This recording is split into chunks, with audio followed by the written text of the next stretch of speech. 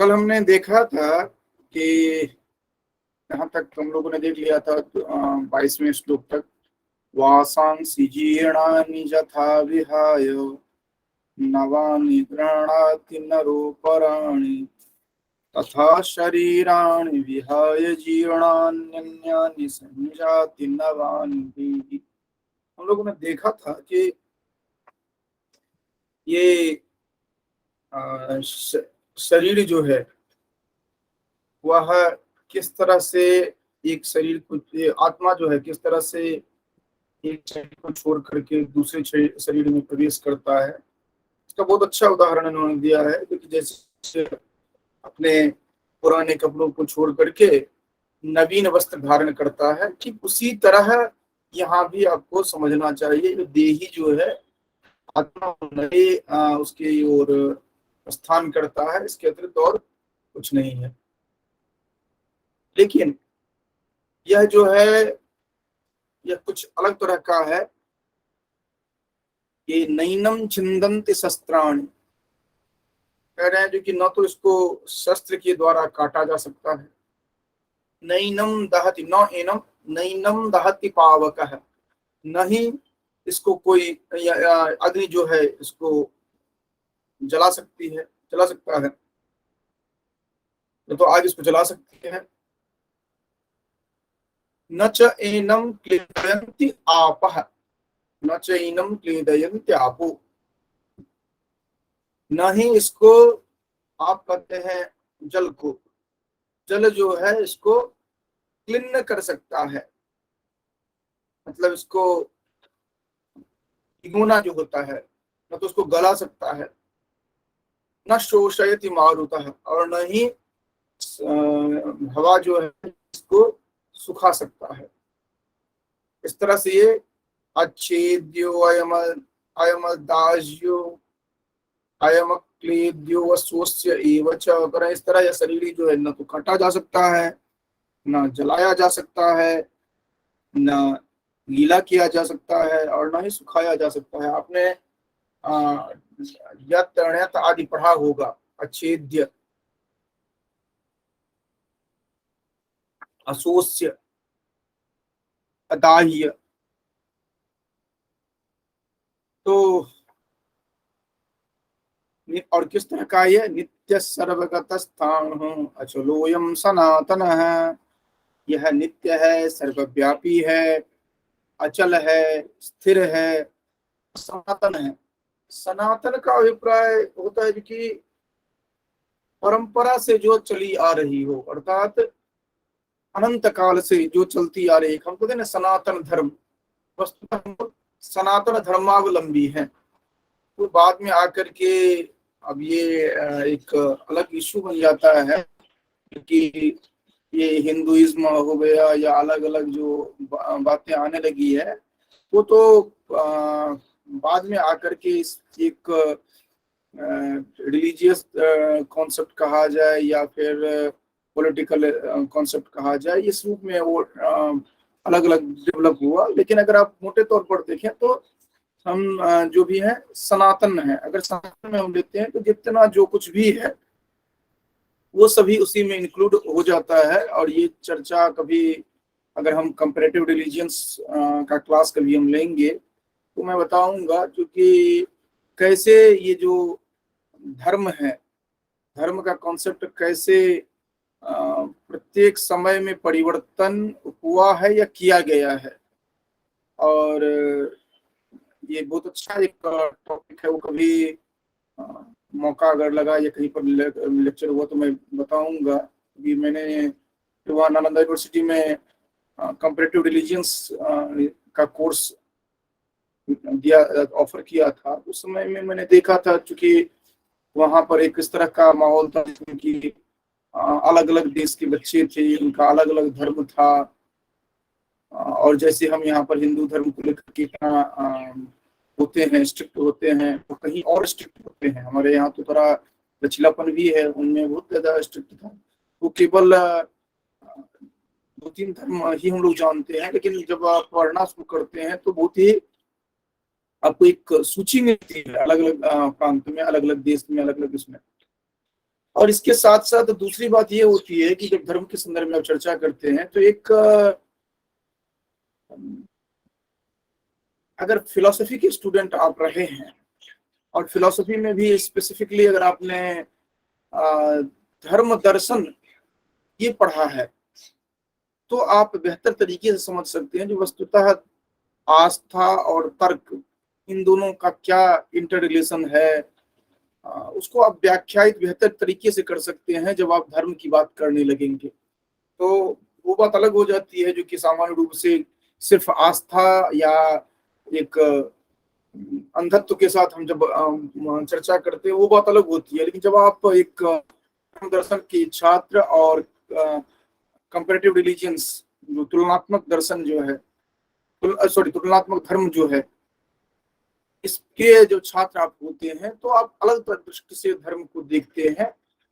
तो मैं ये बात इसलिए मैं यहाँ पर उपस्थापित किया क्योंकि अन्य कोई भी बात आप करेंगे तो उसमें आपको समस्या आ सकती है क्योंकि कब से प्रारंभ हुआ, इसका आदि कौन रहा, आदि आदि। लेकिन जब आप चर्चा करेंगे इसको, जब आप बात करेंगे सनातन की तो वहां पर किसी तरह का कोई भी समस्या आती ही नहीं है। तो इसीलिए हम सभी कहते हैं कि हम सनातन धर्मावलंबी हैं। उसमें आप देखेंगे लगभग दुनिया के जितने भी धर्म हैं वो उनके जो कोर क्रक्स जो है वो उसमें भी मिलेगा आपको। और क्या है ये सनातन धर्म अगर बात की जाए तो सनातन धर्म का अभिप्राय सीधा सा ये है क्योंकि जो इंडिविजुअल किसी एक ग्रुप के लिए नहीं है, किसी एक समुदाय के लिए नहीं है, तो सभी के लिए आपको वैसा ही दिखेगा। जिसमें किसी भी आप कोर कॉन्सेप्ट की बात करते हैं वो सभी आ जाते हैं। और जब हम एडिशन ऐड करते हैं तो वो हमारे ग्रुप के लिए, एक समुदाय के लिए ही होता है। लेकिन जब आप उसकी बात करते हैं तो बहुत ही विस्तार में चला जाता है। जैसे कि ऋत की अवधारणा करते हैं जो आपके वैदिक परंपरा में आप देखते हैं, या फिर आप जितना भी इस तरह के लेते हैं जो कि पंच महाव्रत आदि जो बाद में आए हैं कॉन्सेप्ट, ये सभी उसमें इंक्लूड होता है। सत्य, अहिंसा, अस्तेय, ये सब जो बाद में आप देखते हैं वो सभी आपको सनातन धर्म में यथावत दिखेंगे। तो जब आप अपने आप को सनातन धर्मावलंबी कहते हैं तो फिर और कोई बचता ही नहीं है उससे। तो लेकिन अलग अलग तरह से हम डिस्क्राइब करते हैं, उस पर ठीक है। तो ये हो गया जो कि अचलोयम सनातन है, ये सनातन है यह। इसके बाद कहते हैं जो कि अव्यक्तोयम अचिन्त्योयम अविकार्योयम उच्यते तस्माद् एवं विदित्वैनं नानुशोचितुमर्हसि। कह रहे ये आत्मा जो है अव्यक्त है, आत्मा जो है अचिंत्य है और विकार रहित है। इसीलिए इसके संदर्भ में आप अगर जान लेते हैं तो आप शोक करने योग्य ही नहीं रह जाते हैं, आप शोक कर ही नहीं। देखिए जब अव्यक्त है, अचिंत्य है, अविकार्य है तो उसको कैसे आप जानेंगे? तो ये अलग अलग जो ग्रंथों में जो बताए गए हैं उन्हीं के आधार पर आप जानेंगे। जैसे आप कठोपनिषद पढ़ते हैं या जितने भी उपनिषदों को देखें उनकी गति जो है वह एक ही दिशा में है। भले वह अलग अलग तरह से प्रकल्प बनाते हैं, अलग अलग से मार्ग बनाते हैं, लेकिन आप जो भी है आप उनको देख लीजिए। वस्तुतः क्या है कि हम अपने आप को समझ जाएं, मैं कौन हूं। वो प्रश्न है ना, को हम कस्तम कुत आयात है। तो ये जो एक प्रश्न है ये अत्यंत गूढ़ प्रश्न है, जो मैं कौन हूं, कहां से आया हूं, आप कौन हैं। ये जो प्रश्न है ये बहुत ही ये बेसिक क्वेश्चंस हैं और उसी के उत्तर में अन्य जितने भी आप प्रकल्प देखते हैं, ये आप केनो उपनिषद में देखें जो कि ब्रह्म की बात की गई है, या ईशावास्योपनिषद में जो कि एक जो सुप्रीम पावर की बात की गई है, या अन्य जहां कहीं भी देखें, या आप कठोपनिषद में ही देखते हैं जो कि आत्म तत्व की साक्षात चर्चा की गई है, ये सभी दिया गया है किसमें, इसी के अनुरूप। हालांकि थोड़ा सा अंतर हो जाता है कि जब कभी भी आप चिंतन करते हैं तो अनिवार्य रूप से इहलौकिक चिंतन जो है वो प्रायोरिटी बेसिस पर आता है। ऐसा नहीं है कि आप केवल पारलौकिक चिंतन करते रहेंगे और इहलौकिक को छोड़ देंगे। इसके लिए सबसे बेहतर जो हमें वैदिक ग्रंथ दिखता है वह है कठोपनिषद दिखता है, जहां पर कि आपके परिवार के लिए, आपकी समाज के लिए, हर स्तर पर आपका कर्तव्य निर्धारित किया गया है और हर कर्तव्य का निर्वहन करने के बाद ही आप आगे जा पाते हैं। ऐसा नहीं है कि आप जन्म लिए और आप संन्यास धारण कर लें। ये भारतीय परंपरा में कभी भी ये नहीं दिया गया है, जो कि जन्म लें और आप, ये कोई पंडित मनोज हैं उनको अभी एंट्री नहीं दे रहे हैं, क्योंकि चलिए ये नहीं देना चाहिए, क्योंकि टाइम तो एक ध्यान रहना चाहिए ना, कोई तरीका थोड़ी है जमीन वो आ जाओ आप। तो कौन है जी, तो ये चीज जो है इसको ध्यान में रखना होता है, जो कि आपका जहां पर जो दायित्व है उस दायित्व का को पूरा करते हुए ही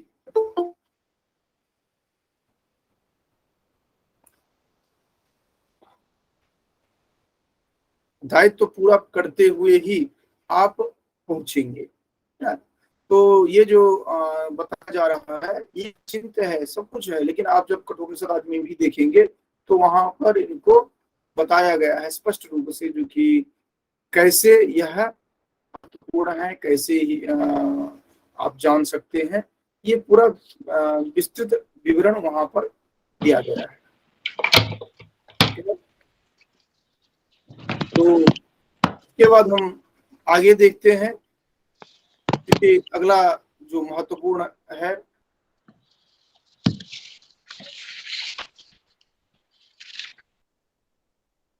अगला हम देखते हैं, क्योंकि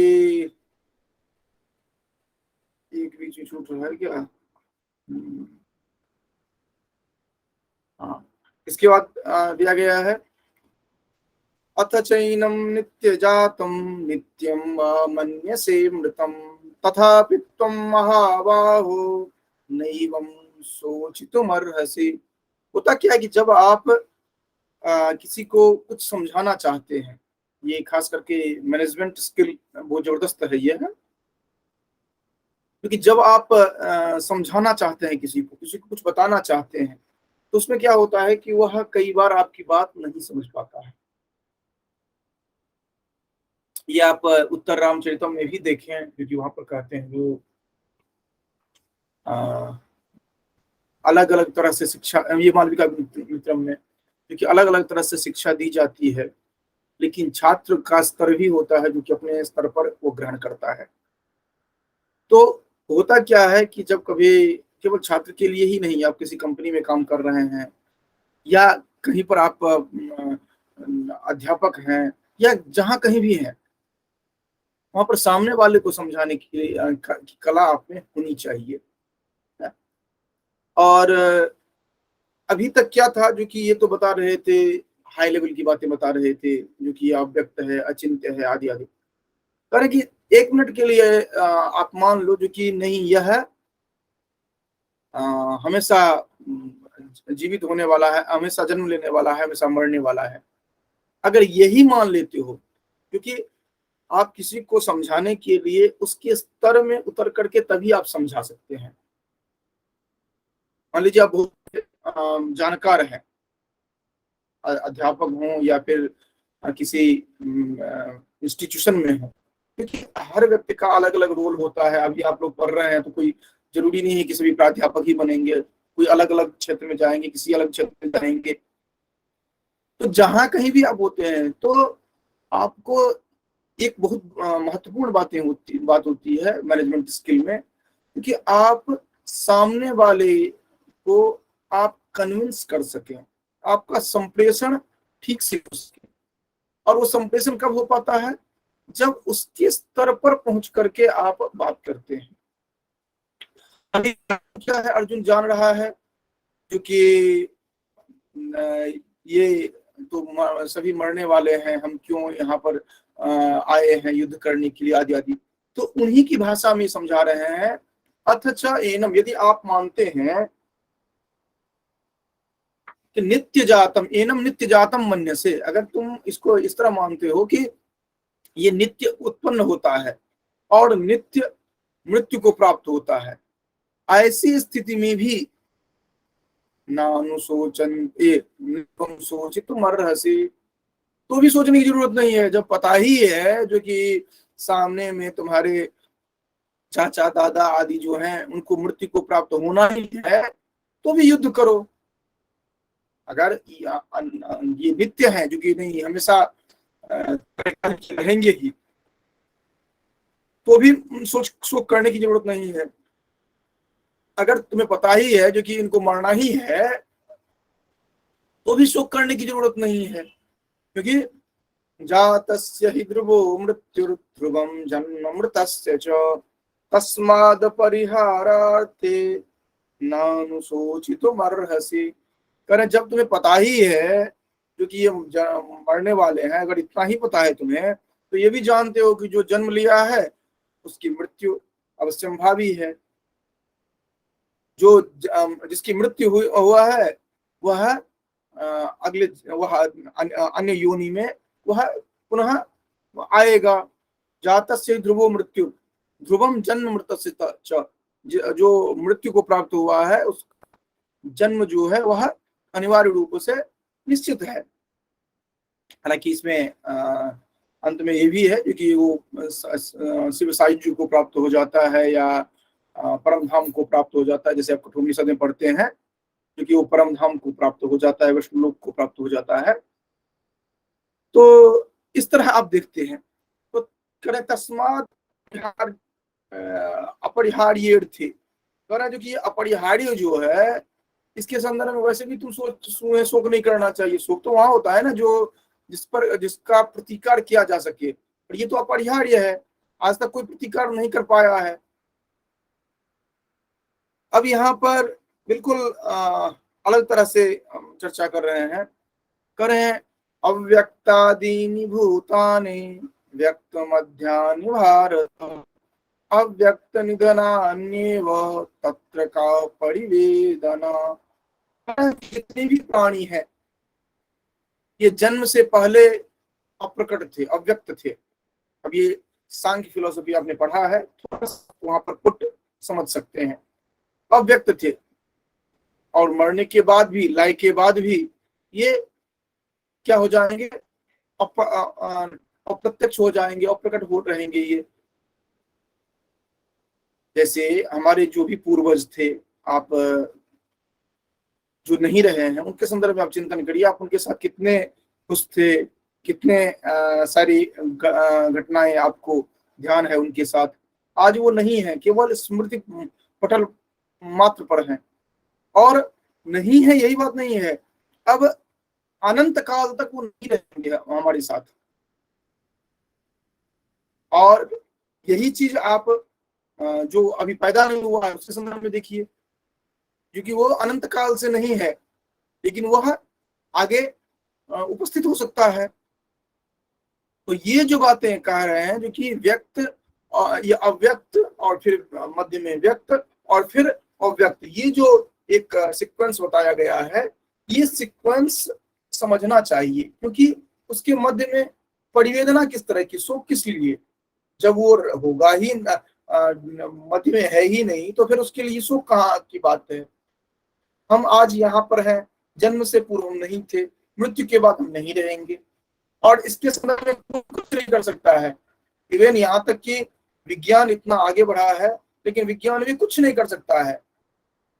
आपके जितने भी धर्मशास्त्र हों या जितना जो कुछ है, वह आपको केवल एक जुड़ाव को अभिव्यक्त करने का एक साधन दे देते हैं, जो कि आप श्राद्ध तर्पण आदि आदि जो है वो करते रहिए।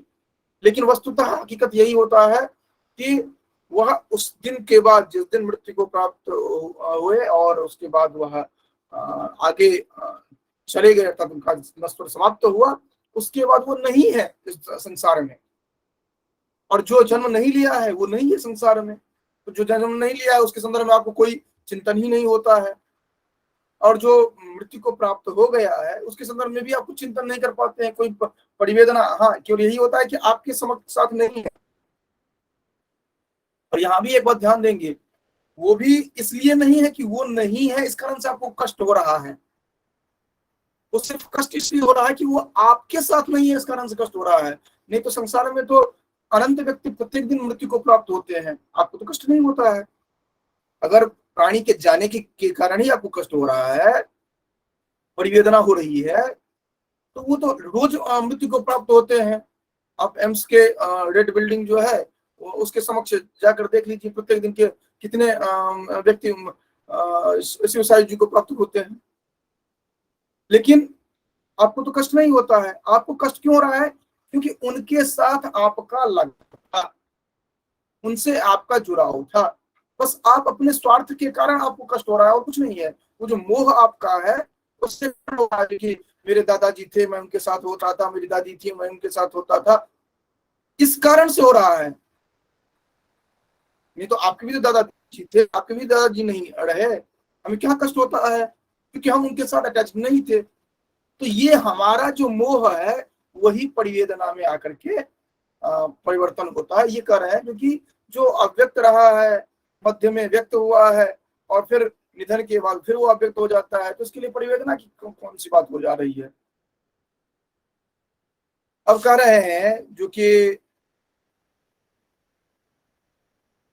आश्चर्यवत् पश्यति कश्चिदेनम् आश्चर्यवत् वदति तथैव चान्यः आश्चर्यवच्चैनं मन्यः शृणोति श्रुत्वाप्येनं वेद न चैव कश्चित्। करे कोई जो है इस शरीर को आश्चर्य की तरह देखता है, अनुभव करता है। क्योंकि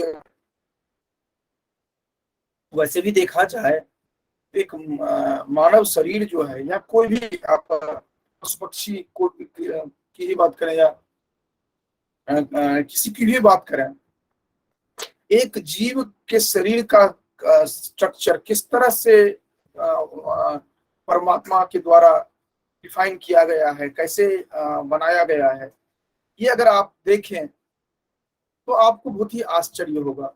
इसमें न तो विज्ञान कुछ कर सकता है और न ही कोई, हाँ विज्ञान उसमें छेड़छाड़ करता है अलग बात है, लेकिन आज तक विज्ञान कोई हृदय नहीं बना सकता है, किसी किडनी को ट्रांसप्लांट कर सकता है, नवीन किडनी नहीं बना सकता है।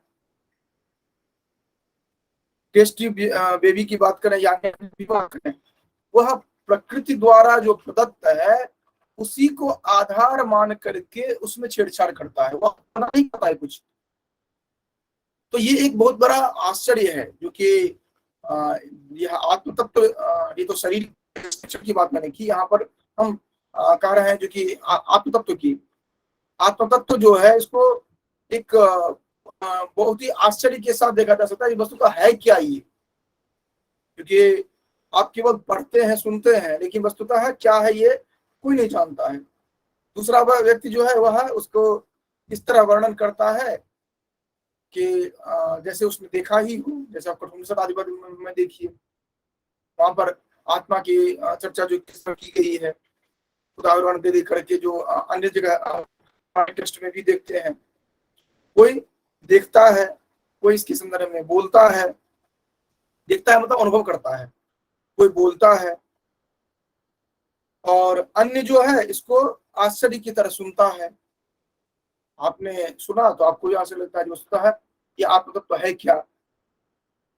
और कुछ इस तरह भी है जो सुनकर के भी न जानता है इसको, मतलब इसको नहीं जाना जा सकता, ये दुर्विज्ञेय है। तो वस्तुतः ये आत्मा के संदर्भ में इस तरह कहा गया है।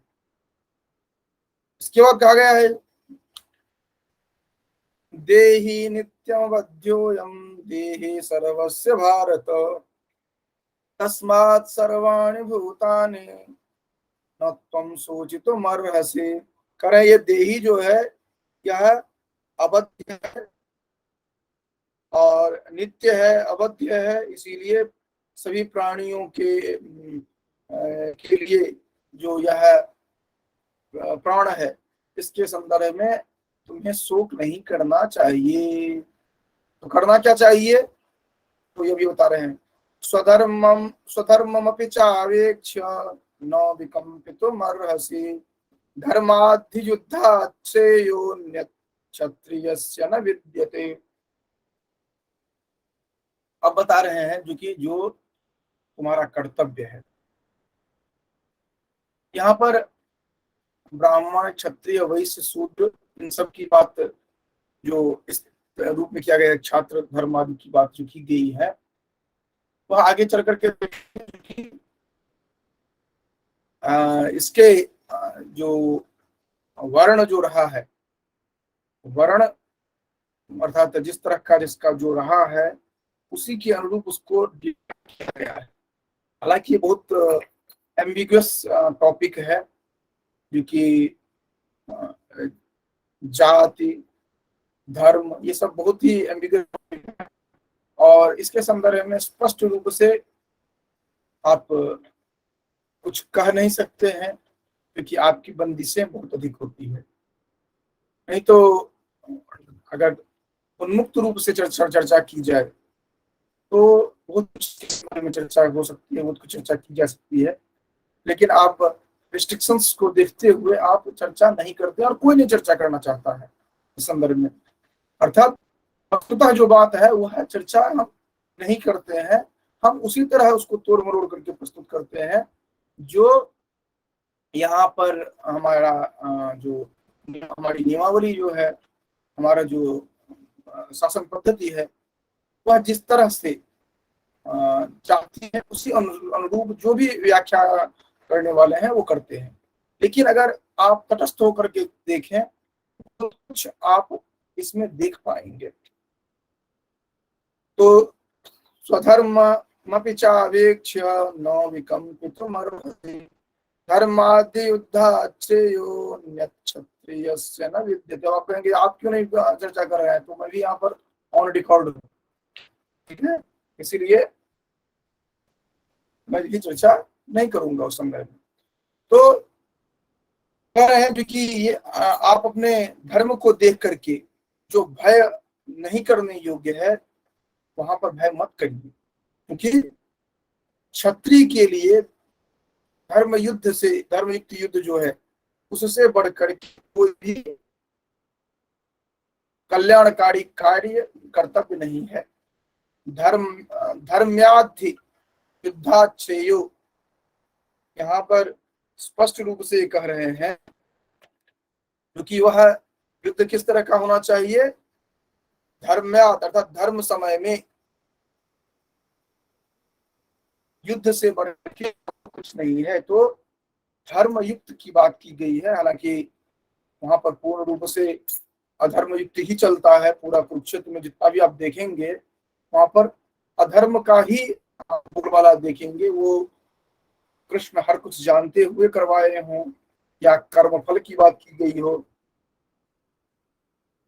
क्योंकि इस पर भी बहुत कुछ संशयात्मक स्थिति आती है कि अर्जुन का कर्तव्य है, उसको कर्तव्य बताने के क्रम में जो अन्य व्यक्ति जो हैं उनका कर्तव्य पालन वो किस तरह से करवा रहे हैं। क्योंकि अभिमन्यु, ठीक है, अभिमन्यु के लिए उतना ही आयु निर्धारित रही हो या अन्य कुछ भी रहा हो, लेकिन तो भगवान कृष्ण ही बनते हैं, चाहे जिस कारण से भी वो उन्होंने कर्तव्य पूर्ति की हो। अगर अर्जुन को दूर लेकर के नहीं जाते तो किसी की जयद्रथ या इतना सामर्थ्यशाली नहीं था जो अभिमन्यु को मार देता, या कोई भी इनको चक्रव्यूह अगर अच्छा भी जाता तो अभिमन्यु बच जाता। या अगर इधर जो अन्य जो जाता है, ऐसा नहीं कि भगवान कृष्ण नहीं जानते थे। तो यह दो तरह की बातें होती है। अगर आप सब कुछ जानते हैं तो आप साइलेंट रहिए, जो हो रहा है होने दीजिए, क्योंकि दो ही बात आप कह सकते हैं, जो कि कल जो होना है वह अनिवार्य रूप से होगा ही। एक बात तो ये हुई, या मैं जानता हूं जो कि कल कुछ गलत होने वाला है तो मैं उसका प्रतिकार करूंगा। तो अगर मैं सब कुछ जानता हूं जो कल ये गलत होने वाला है तो प्रतिकार करेंगे, बचाने का प्रयास करेंगे। और अगर हम नहीं चाहते हैं या हमसे हमारा सामर्थ्य नहीं है उस कर्म जो उसका कर्म है उसमें, तो अगर 1 मिनट के लिए अगर मैं जानता हूं क्योंकि एक व्यक्ति जो है वह कल सड़क दुर्घटना में मारा जाएगा, अगर मुझे पहले से पता है तो मैं उसे किसी तरह से या किसी तरह से बचाने का प्रयास करूंगा। या मैं अगर ये जानता हूं कि नहीं, जो उसका लिखा है वो अनिवार्य रूप से वो होना ही है, तो मुझे इतना बड़ा उपदेश देने की जरूरत क्या है गीता में। तो कहीं न कहीं अगर आप तटस्थ होकर के चिंतन करना चाहेंगे, आप चर्चा कर सकते हैं, क्योंकि भगवान कृष्ण साक्षात भगवान है, उनके ऊपर में आप चर्चा इस तरह नहीं कर सकते हैं और गीता में अलग है, या हमारी बुद्धि सीमा जो है वह सीमित है, इस कारण से हम नहीं कर सकते हैं। लेकिन कहीं न कहीं आक्षेप तो है ही, जो कि और इसी कारण से जो कि कुंती ने जो शाप दिया और इनकी जो मृत्यु होती है आदि आदि जो है, तो वहां पर आकर के आप एक सामान्य व्यक्ति हो जाते हैं। और यहाँ पर आपको अर्जुन युद्ध नहीं कर रहा है, फिर आप विराट रूप तक धारण कर लेते हैं। तो खैर, तो कह रहे हैं जो कि आपको युद्ध करना चाहिए, ये चीज है। और इसके लिए फिर बताते भी हैं जो कि प्रयोजनम अनुद्देश्य मंदोपि न प्रवर्तते, तो बताते भी हैं यदिच्छया चोपपन्नम स्वर्गद्वारमपावृतम सुखिनः क्षत्रिया पार्थ लभन्ते युद्धमीदृशम। तो खैर ये अर्जुन के लिए तो उन्होंने जो कहा है, लेकिन हम सब के लिए एक बहुत ही महत्वपूर्ण संदेश है इसमें। वह आप मैनेजमेंट प्रबंधन की दृष्टि से बात देखें या आप साइकोलॉजिकल मनोवैज्ञानिक पक्ष को देखें, कह रहे हैं जो कि हर व्यक्ति के जीवन में गोल्डन चांस आता है। कहते हैं जो कि हमें कभी मौका ही नहीं मिला, ये नहीं हुआ। हर व्यक्ति के जीवन में अवसर आता है और आपको अवसर का सदुपयोग करना चाहिए। जब आप एक बार अवसर को मिस कर जाते हैं तो फिर आप उसके लिए केवल आपको अफसोस रहता है और आप कुछ नहीं कर पाते हैं। और वही सफल हो पाता है जो अवसर को पहचाने और साथ साथ अवसर को का उपयोग करने का सामर्थ्य हो। क्योंकि अवसर उसके भी 2 डायमेंशंस होते हैं। एक तो ये होता है कि आपके लिए पॉजिटिव दे रहा होता है और दूसरा ये होता है कि एक रिस्क होता है। तो एक बहुत अच्छा हास्य कवि का हमने सुना था, एक कविता, जो रिस्क कौन ले, और वही व्यक्ति आगे बढ़ सकता है जो रिस्क लेता है। तो जब भी आपको अवसर मिलता है तो अपने साथ रिस्क भी लाता है। हाँ, लेकिन ये होता है कि आप जितना उसके लिए स्ट्रेटेजिकली फिट होते हैं, जितना पहले से आप तैयार होते हैं, उतने ही स्तर तक करते हैं और उतना ही अवसर को भुना पाते हैं आप। तो ये जो एक महत्वपूर्ण पक्ष है, ये बहुत अच्छा यहाँ पर कहा जा रहा है, क्योंकि यदृच्छया पर हे पार्थ, तो ये जैसी इच्छा है वैसे ही मिल जाए। अर्थात आप जिस तरह आप चाहते हैं, अवसर का अभिप्राय वही है, क्योंकि जिस तरह आप चाहते हैं उसी तरह का आपको मिल जाए। और स्वर्गद्वार जो जो लोग स्वर्ग के लिए इतना प्रयत्नशील रहते हैं, और ये साक्षात ओपन ही है, इस तरह का युद्ध जो है क्षत्रिय लोग ही पाते हैं। यह सहजतया सभी को अवसर नहीं मिलता है। भारतीय सेना में या प्रत्येक देश की अपनी सेनाएं हैं, उसमें युद्ध का अवसर भी को ही मिल पाता है। जो अपना पौरुष दिखा सके वो बहुत कम लोगों को मिल पाता है। आप अध्यात्म आपको अपने वैदुष्य का प्रदर्शन करने का अवसर भी जीवन में बहुत कम बार मिलता होगा। आप जिस पद पर हैं, जिस क्षेत्र में हैं, उस क्षेत्र में भी आप आपको सुपीरियर साबित कर सकें पूरी दुनिया के समक्ष, ये बहुत कम अवसर आता है। तो जब भी आपको जो अवसर मिलता है, उस अवसर पर अपना बेस्ट देने का प्रयास करें और उसको स्किप ना करें, क्योंकि वो जो आता है वो आपके साथ रिस्क लेकर के आता है। मैं इस संदर्भ में एक छोटा सा मैं शेयर करूंगा, एक बहुत बड़े रिस्क का अपने जीवन के संदर्भ में। और भी बताऊंगा। तो ये जो मैं अभी नहीं बता पाऊंगा, उसके बाद बताऊंगा। तो कक्षा की बात अभी तुरंत करते हैं, 4 मिनट के बाद। तो ये जो होता है, यह बहुत ही अपॉर्चुनिटी जो है, इसको आइडेंटिफाई करना, फिर रिस्क को ये मैनेज करना, ये बहुत जरूरी होता है। ठीक है? इसके बाद जो है 33 में से हम कल देखेंगे। इसको यहीं पर हम समाप्त करते हैं। ठीक है? तो क्योंकि 8:30 तक ही था, ये आपको बढ़ चुका है ज्यादा।